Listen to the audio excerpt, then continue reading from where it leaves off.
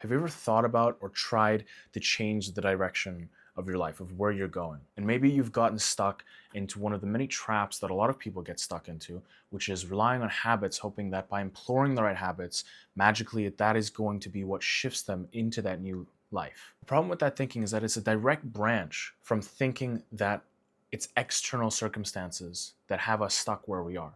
It's not enough time, not enough resources, just waiting for the right time, needing to have the proper plan. All of these things are on the outside. But the reality of it is that you are exactly where you are because of the self-image that you have of yourself. And habits are trying to fight the outside world. My name is Luther, and I've spent over 5,000 hours delving deep into understanding how to become the best version of yourself and what that even means, how to change your life and how to change your perspective so that life moves with you and you stop this internal resistance that keeps you stuck in life. Once you can change the inside world, the outside world changes naturally. There are people that have been able to change their outside world using habits, but it is a struggle. It's a big fight to try to get past these hurdles using habits because you're fighting and conflicted with reality.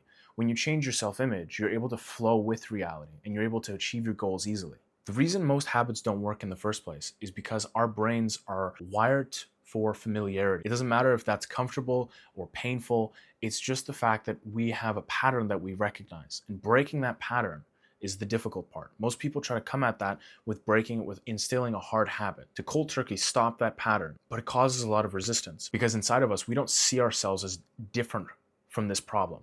This problem is us and we don't see it any differently. So when we try to implore a habit, it causes a lot of friction, an internal battle. And this internal battle is what stops us from actually making that shift in our life. It's not the fact that the habit is not working. It's the fact that we aren't working with the habit. We're not working with life. Once we get life to work with us, all of a sudden, imploring these habits becomes easy. In fact, it's not so much about imploring the habits. It's actually about letting go of the bad, negative things that we're doing that are holding us back. And so the very first thing that we need to focus and work on is not the habits, but changing the self-image that we have of ourselves. When you change the idea of who you are, immediately that is reflected in the outside world of how you interact with everything around you. It changes the way that your mindset interacts with the world. It goes so deep that you notice there are people that go to the gym, for example. They go to the gym and they come back and they're exhausted. And then there's people that go to the gym and they come back and they feel energized. The difference is not what they did at the gym. The difference is who they are and how they view these things. The difference is the mindset they went into the gym with. And this relates to absolutely everything in life. Depending on your mindset is going to depend on what result and outcome you get from that thing.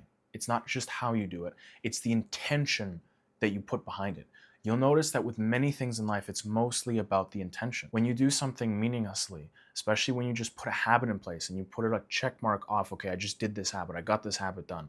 You're not putting that intention behind it. You're not going to get to that place that you want to get to.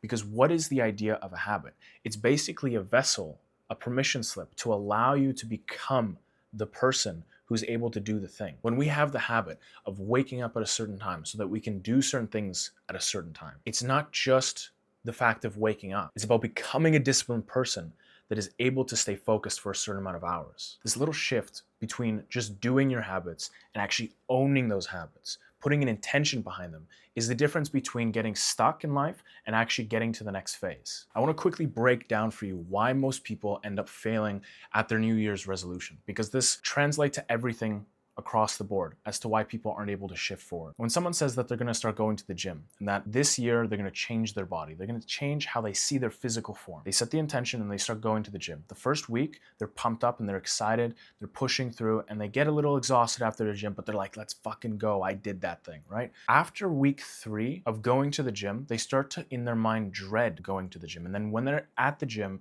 it's a painful experience of grinding and having to push through that work. And when they come home, they're not energized or proud of themselves that they did this thing. They're annoyed and looking forward like, I have to do this again tomorrow. From an outside perspective, when it's presented like this, it's easy to see why people are going to fall off of that habit so easily. But we unconsciously fall into that trap because we just implore habits and habits without an intention behind imploring those habits. If we, for example, take that same person and we change the intention just slightly from just trying to go to the gym to actually changing how they see themselves as a person, then every single day the goal is not just to go to the gym. So every time they come back from the gym, the focus is on congratulating themselves that they went and they completed the task. And this is the difference. This small little shift is the difference between keeping those habits and them falling off. This is the difference between having a meaningless habit and a habit that actually makes a difference. Have you ever had a habit where you put it into place thinking that this is the thing that's going to change? All of a sudden, this one habit that I'm applying in my life is what's going to shift everything for me. But after a year of continuously going at that habit,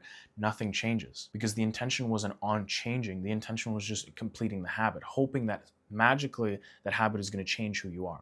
And sometimes that does work.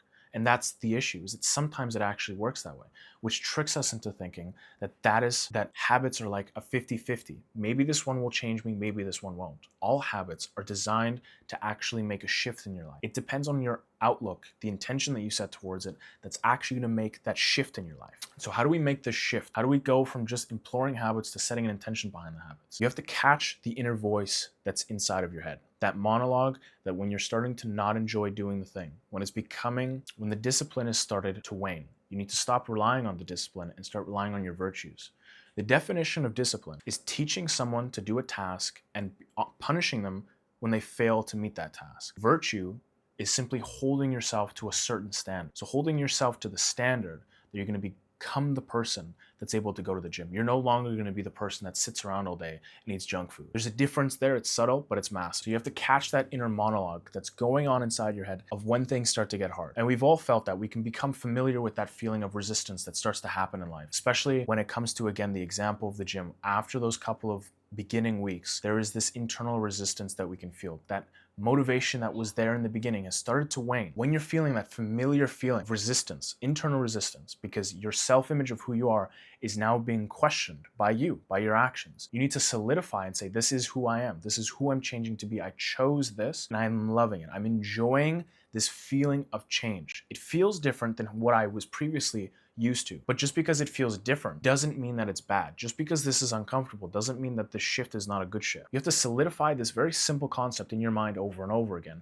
for the shift to make the change. You allow the negative monologue that's generated by your current self-image to take over. Eventually, it'll win out and your habits will fall off. Or even worse, you're going to continue with the habit and you're going to get nothing out of it. It'd be much better if you just fall off of the habit, because then you're able to start new and go at it with a proper perspective. But if you get stuck into the habit of doing a habit and not letting it change you, now you have two problems. So when you feel that resistance coming up inside of you, I don't want to go to the gym today, I just would rather sleep in. When you feel that, that's your current self-image. Cancel out that voice and say, this feeling right now, this inner resistance, me stepping on the other side of it is what is going to change my self-image. And that is the important part. I'm going to, in this moment, I'm feeling that resistance. I'm going to choose to step over it and through it. I'm going to embrace that feeling and allow it to form and change my self-image. When the focus is on that, the habits are so much easier to stick to and to actually make the shift and change. One of the ways that we speed this process up is with momentum. Momentum is built by small wins, by acknowledging small wins. Many times we acknowledge our failures and we really blow them out of proportion. When we fail to do something, we beat ourselves up over the fact that we weren't able to accomplish something, or we didn't have a great day like we said we wanted to. We put a lot of emphasis on it. But when we do those small things, those small wins, especially over a longer period of time, we stop giving ourselves that acknowledgement that we deserve. And therefore, we stop doing it. We need to continue to acknowledge our small wins, which will build this momentum in our life, which will carry on to those bigger tasks. And those bigger tasks will no longer be big tasks because we have momentum built up that can now tackle those things. So this entire process is all about letting go of the old self and stepping into the new self. And the permission slip, the card that you have to give, the currency to get to that new self, is going through the uncomfortable feeling. That resistance that you're going to feel inevitably at some point towards changing, towards staying disciplined. You have to go through that to become the new version of yourself. You have to keep that in the back of your mind, that resistance is going to show itself. But that's the currency that you have to pay in order to get to the new version of you. Now, even with this understanding that habits are not what's going to change your life, it's your self-image. Sometimes you need a deeper understanding of how, but even though you have this understanding now that habits are not what's going to change your life, it's your self-image. Now that you have a deeper understanding that habits are not going to be the thing that's going to change your life, it's your self-image. If you're curious about how to change your self-image more on a deeper level, click on this video over here.